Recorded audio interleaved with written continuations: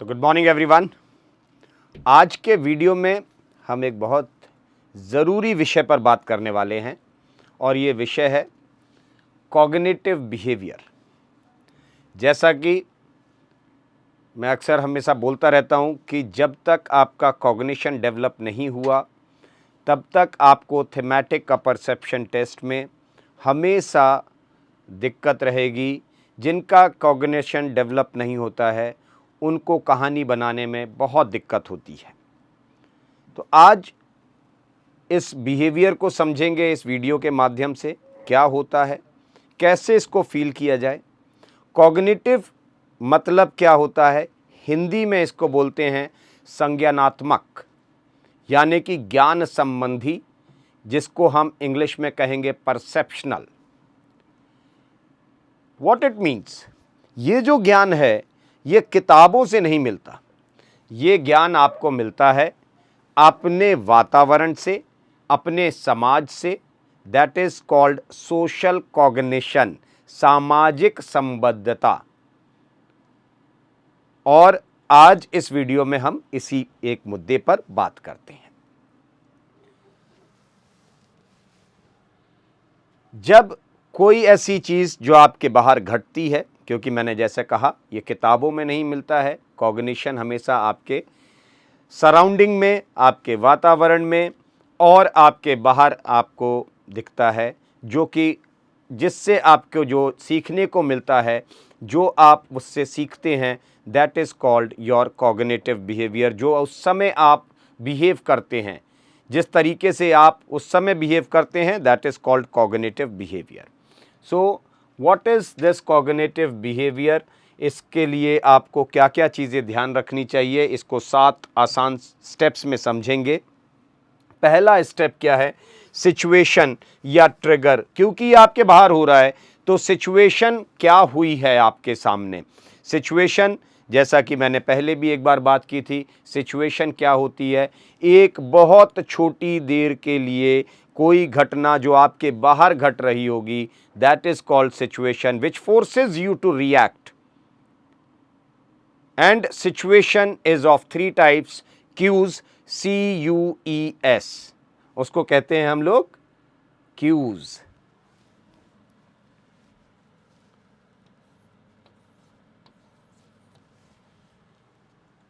दूसरी सिचुएशन का प्रकार होता है क्लासिफिकेशन।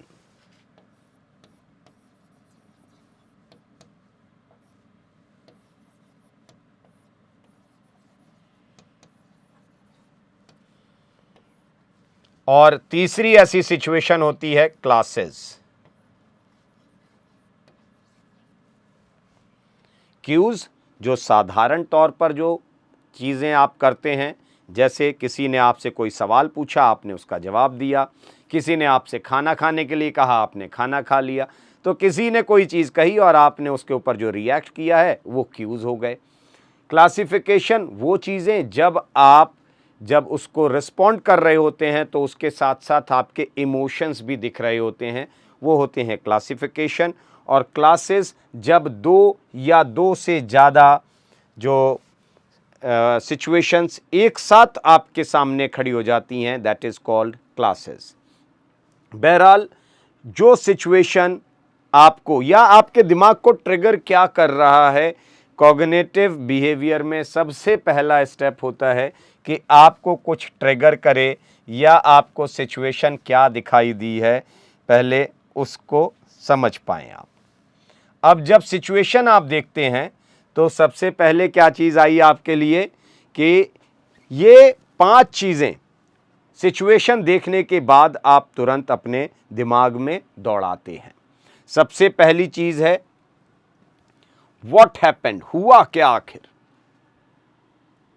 ये सबसे पहली चीज़ आपके दिमाग में गई, आखिर यहां हुआ क्या।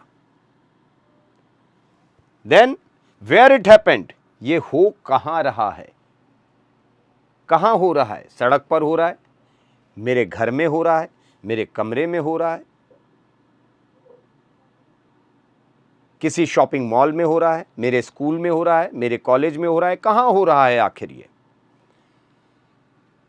तीसरी चीज, व्हेन इट हैपेंड, कब हुआ, समय क्या था उसके होने का, सुबह हो रहा है, शाम को हो रहा है, मैं स्कूल जा रहा हूं तब हो रहा है, मैं कॉलेज से लौट रहा हूं तब हो रहा है, मैं फिल्म देखने जा रहा हूं तब हो रहा है। तो आखिर ये हो कब रहा है वो समय, whom with it happened, हो किसके साथ रहा, ये मेरे साथ हो रहा है, मेरे किसी दोस्त के साथ हो रहा है, मेरे किसी अपरिचित के साथ हो रहा है, किसी बुजुर्ग इंसान के साथ हो रहा है, किसी मासूम बच्चे के साथ हो रहा है, किसी महिला के साथ हो रहा है, किसी बच्ची के साथ हो रहा है, किसके साथ हो रहा है आखिर, एंड हाउ इट हैपेंड, आखिर ये हुआ कैसे। तो जो सिचुएशन मैंने देखी उसके साथ मेरे दिमाग में एक साथ ये 5 चीजें चली। अब इसकी जो दूसरी स्टेप आई वो क्या थी, फीलिंग्स और इमोशंस। अब इतना जब हुआ, इतना 5 चीजें आपके दिमाग में गई तो कुछ फीलिंग्स आई होंगी, कुछ इमोशंस आपके अंदर से आए होंगे। बिना फीलिंग्स के, बिना इमोशंस के आप रिएक्ट ही नहीं करेंगे। तो इमोशनलेस कोई भी नहीं है इस दुनिया में, और इमोशंस जब जगते हैं तभी आप रिएक्ट कर पाते हैं किसी चीज के ऊपर। आखिर ये इमोशंस जब जगे तब आपके दिमाग में क्या चला,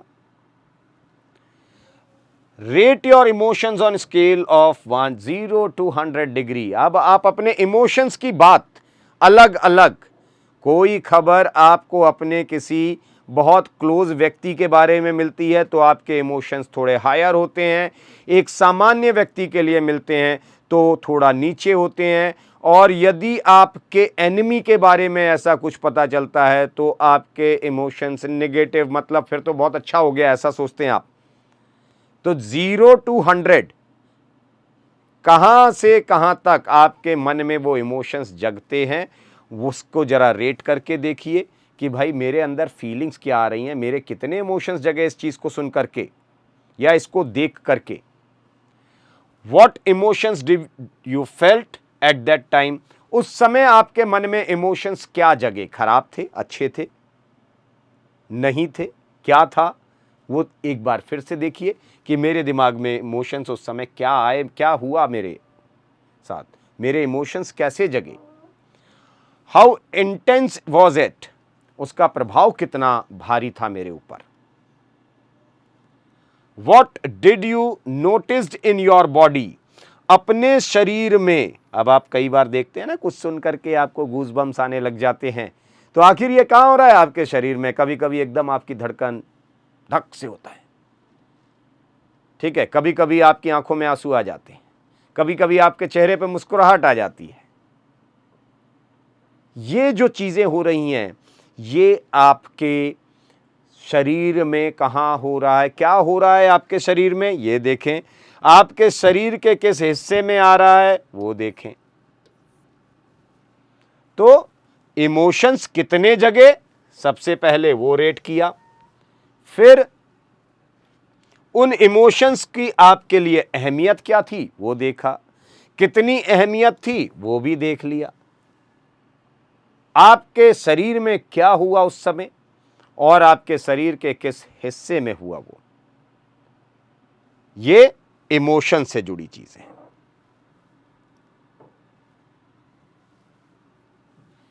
तीसरा स्टेप, अनहेल्पफुल थॉट्स एंड और इमेज। अनहेल्पफुल थॉट, जो विचार आपको काम नहीं आ सकते थे, वो क्या विचार थे।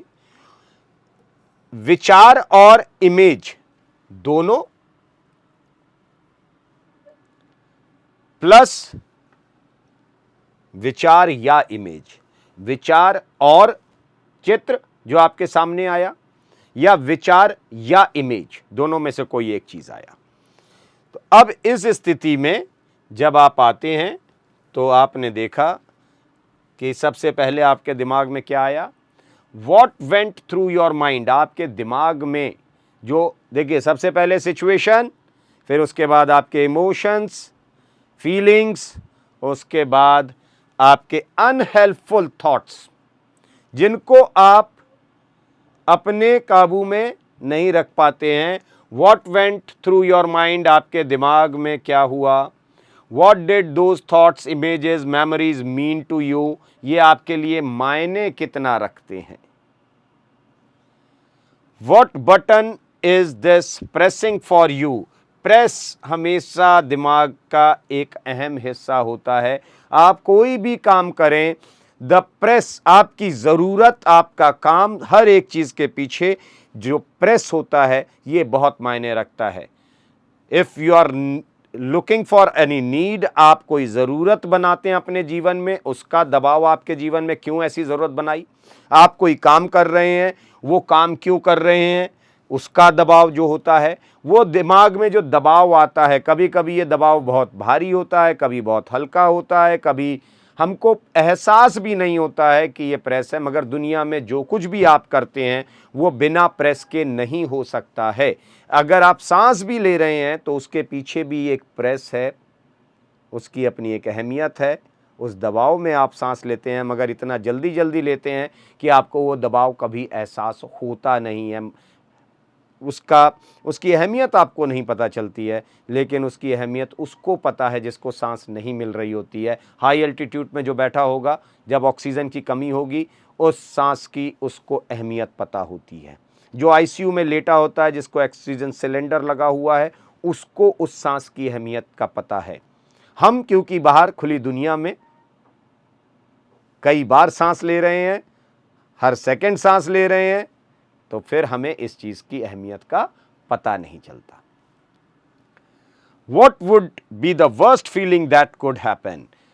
सबसे बुरा यहां क्या हो सकता था, वो भी एक दिमाग में विचार आया।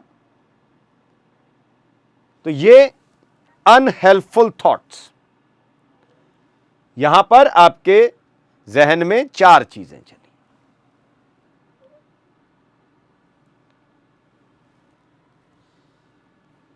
Now step 4, facts that support the unhelpful thought. वो फैक्ट्स, वो चीजें आप दिमाग में डालनी है जो आपके अनहेल्पफुल थॉट्स को सपोर्ट करती हैं। ये सपोर्ट करने वाली 2 चीजें क्या आपके दिमाग में आई। व्हाट आर द फैक्ट्स, आखिर जो भी सिचुएशन है उसकी सच्चाई क्या है। What are the facts? And what facts do you have that the unhelpful thoughts are true? Like, आपके कौन से वो फैक्ट्स हैं जो अनहेल्पफुल थॉट में सही होते हैं। ये है इसका अगला स्टेप। 5वां स्टेप जो आपके दिमाग में आया वो क्या था।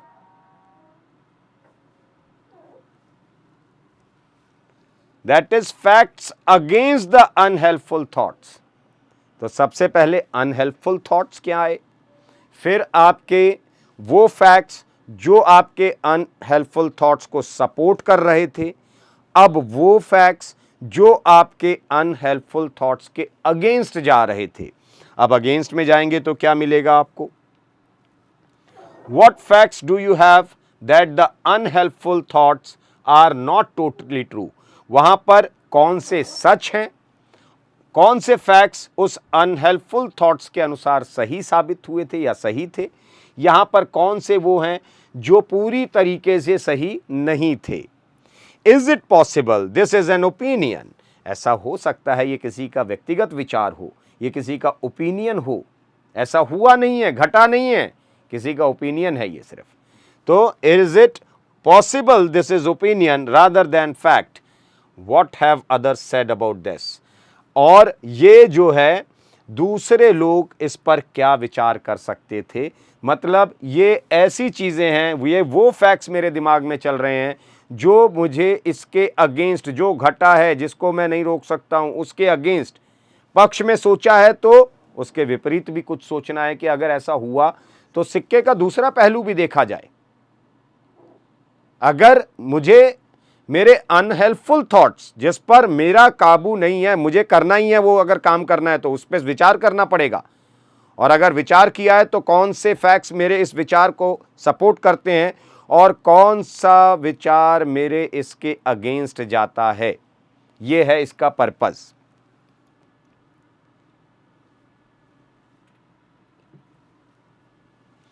स्टेप 6 इज अल्टरनेटिव और मोर बैलेंस्ड पर्सपेक्टिव। क्या मेरे पास कोई विकल्प है इसके जगह कुछ किया जा सकता है, या अपने आप को संयमित रख करके काम कैसे किया जाए? इसके लिए आपके दिमाग में फिर ये 5 चीजें आती हैं। What would someone else say about this? अगर मेरी जगह कोई और व्यक्ति होता और उस पर उसको प्रतिक्रिया देनी होती तो वो क्या प्रतिक्रिया देता? मतलब आपने क्या किया कि किसी दूसरे व्यक्ति के तौर पर उसको सोचा कि अगर मेरी जगह कोई दूसरा व्यक्ति होता तो वहां पर क्या विचार रखता ये। Is this really an important as it seems? क्या ये उतना ही जरूरी है? Is it really as important as? क्या ये उतना ही जरूरी है जितना मुझे दिखाई दे रहा है? कभी कभी हमें दिखाई बहुत जरूरी देता है मगर होता नहीं है। कभी कभी हमें दिखाई कम जरूरी देता है लेकिन होता बहुत जरूरी है।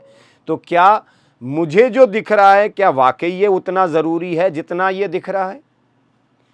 What alternatives you have? इसके विकल्प आपके पास क्या क्या हैं? What could you do differently? इससे अलग और क्या किया जा सकता है ताकि इस समस्या को मैं सुलझा सकूं? What would be more effective? यहां क्या करूं ताकि वो ज्यादा प्रभावी हो? मेरा जो रिएक्शन इस पर आ रहा है, जो मैं इस पर प्रतिक्रिया दे रहा हूं, वो और प्रभावी हो जाए, ऐसा क्या किया जाए यहां पर? तो ये 5 चीजें आपके जहन में चली जब आपने अल्टरनेटिव्स को देखा या अपने बैलेंस्ड पर्सपेक्टिव की तरफ चले। 7वां और आखिरी step, that is outcome. Outcome मतलब इसका निष्कर्ष क्या निकलता है, और निष्कर्ष निकालते समय आपके जहन में फिर 5 चीजें चलती हैं। पहली चीज, What you are feeling now। जब आप उस निष्कर्ष पर पहुंचे तो आपको एहसास क्या हुआ? वो खुशी हुई या वो दुख हुआ? जो भी आपको खुशी या दुख हुआ उसको रेट करके देखिए जरा, 0 से 100% के बीच में कितनी खुशी हुई, दुख हुआ तो कितना दुख हुआ? Had you acted wisely? क्या इस पूरी प्रक्रिया में आपने समझदारी से काम लिया? क्या आप उतने लॉजिकल रहे? What was most helpful for you? इस पूरी प्रक्रिया में आपके लिए सबसे ज्यादा मददगार क्या चीज थी? What was the benefit of the outcome?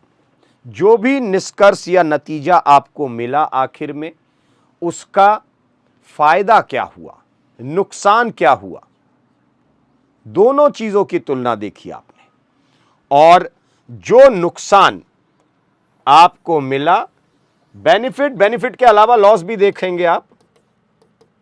इसका मुझे फायदा क्या मिलता है, इसका मुझे नुकसान क्या मिला, और जो भी मुझे मिला अगर इसका फायदा मिल रहा है क्योंकि मैंने काम किया है और पीछे 6 स्टेप्स को मैंने अपने ध्यान में रखा था, तो वो 6 स्टेप्स आपके फायदे के लिए थे कि आपको फायदा आखिर क्या मिलेगा। तो इसलिए सिर्फ यहां पर बेनिफिट लिखा है, मगर आमतौर पर बेनिफिट और लॉस दोनों को देखा जाता है लास्ट में। और जो भी आपको बेनिफिट मिला, क्योंकि यहां बेनिफिट की बात की गई है, तो जो बेनिफिट, उसका जो फायदा मिल रहा है आपको, निष्कर्ष का जो नतीजे का फायदा मिलने वाला है, उसका impact, how long the impact will remain, इसका इंपैक्ट क्या रहा, प्रभाव कितने समय तक रहने वाला है, इसका प्रभाव, जो मैंने अभी काम किया, जो मुझे नतीजा अभी मिला, इसका फायदा मुझे कितने समय तक मिलता रहेगा। ये 7 स्टेप हैं जिसको हम कहते हैं कॉग्निटिव बिहेवियर थ्योरी एक्सरसाइज। ये अपने जीवन में अगर आप शामिल करते हैं तो आपको जो भी सिचुएशंस दी जाती हैं, चाहे वो पिक्चर के माध्यम से दी जाए, चाहे वो सिचुएशन रिएक्शन टेस्ट में दी जाएं। किसी भी ऐसी सिचुएशन से जब निकलेंगे तो अगर आपका कॉग्निशन डेवलप्ड है, आपने समाज से कुछ सीखा है, तो आपके लिए फ़ायदा होगा उनको रिस्पॉन्ड करने के लिए। और वो फ़ायदा जो हो रहा है वो फ़ायदा आपके लिए आखिरकार अपनी टेस्टिंग प्रोसेस में लॉजिकल और रियलिस्टिक अप्रोच की कहानियाँ लिखने के बहुत काम आएगा। जनरली लोग क्या करते हैं, कहानियों के नाम पर विशफुल आइडियाज़ या प्री कंसीव्ड आइडियाज़ के साथ आते हैं। ये एक्सरसाइज है एक, that is called cognitive behaviour theory thought exercise. विचार कैसे बनाने हैं इसके लिए, कॉग्निटिव बिहेवियर के लिए, तो उसके लिए आपको उम्मीद करता हूं ये बात समझ में आ गई होगी। ये 7 स्टेप एक बार फिर से सुन लीजिएगा अगर ना समझ में आए, और फिर इन 7 स्टेप्स के ऊपर अपनी डे टू डे लाइफ में काम करते रहिए और अपने कॉग्निशन को थोड़ा आगे बढ़ाते रहिए। बहुत सारे कैंडिडेट्स एनडीए उनकी एसएसबी आ चुकी है, सीडीएस कल डेट सिलेक्शन लिंक आ चुका है आपका। उसके अलावा आर्मी टीएस 10+2 जो इंतज़ार कर रहे हैं उनके भी लिंक्स बड़ी जल्दी खुलेंगे, कट ऑफ बहुत जल्दी आएगा। नेवी बीटेक उनके लिए भी डेट्स आने वाली होंगी, फॉर्म्स आने वाले होंगे। तो बहुत सारे कैंडिडेट्स जो एसएसबी के लिए तैयारी करना चाहते हैं, SSB is not a subject to study. SSB को विषय ना बनाएं पढ़ने का, क्योंकि आप फिज़िक्स मैथ्स केमिस्ट्री इतना पढ़ते रहते हैं कि आपको सब कुछ किताबों के अंदर दिखता है। आज जिस विषय पर हमने बात की वो किताबों का विषय नहीं है, आपके समाज का, आपके सराउंडिंग का, आपके एनवायरनमेंट का विषय है। और उसमें अपने आप को थोड़ा सा ज़िंदा रखने की कोशिश करें, उसमें जीने की कोशिश करें थोड़ा सा। That will help you out in SSB. इसके लिए मेजर कलसी क्लासेस ने 90 दिन का जो नया प्रोग्राम स्टार्ट किया है एसएसबी का, उसको आप उससे जुड़ें। सभी कैंडिडेट्स जिनके पास अभी वक्त है, घर बैठ कर के अब कुछ नहीं होने वाला, क्योंकि घर बैठ कर के फिर किताबों में उलझे रहोगे। उससे बेहतर है कि उस वातावरण में आइए जहां पर आपको इंडिविजुअल फीडबैक। एसएसबी एक मास ट्रेनिंग का प्रोग्राम नहीं है, इंडिविजुअल। जब तक आपके असेसर्स आपको व्यक्तिगत तौर पर नहीं जानते हैं और आपकी कमियां और आपकी अच्छाइयों को नहीं समझ पाते हैं, तब तक वो सुधार नहीं हो सकता है। ये मास ट्रेनिंग हो जाएगी, जैसे आप फिज़िक्स केमिस्ट्री पढ़ते रहे क्लास में 100 बच्चों के बीच में बैठ कर के। यहाँ पर जो भी बच्चे बैठे हैं, उस बच्चे में से हर बच्चे के नाम को, उसके व्यक्तिगत व्यवहार को परखना बहुत ज़रूरी है और उसी के अनुसार उसमें सुधार बताना बहुत ज़रूरी है। तो इंडिविजुअल फीडबैक, प्रॉपर असेसमेंट और एक development process, because I always say service selection board की जो कोचिंग होती है, कोचिंग तो नहीं ट्रेनिंग होती है, तो ट्रेनिंग जो होती है वो ट्रेनिंग डेवलपमेंट प्रोसेस का विषय है। असेसमेंट एक अलग विषय है, डेवलपमेंट एक अलग विषय है। तो आप असेसमेंट प्रोसेस में चले जा रहे हैं, उससे सुधार नहीं आएगा। Development process is something different. उम्मीद करता हूं कि आपको बात समझ में आ गई होगी। समझ में आ गई होगी तो घर से बाहर निकलें, इस 90 दिन प्रोग्राम को ज्वाइन करें और अपने जीवन में थोड़ा बदलाव खुद पे खुद देखें। Wish you very good luck, stay fit, stay healthy.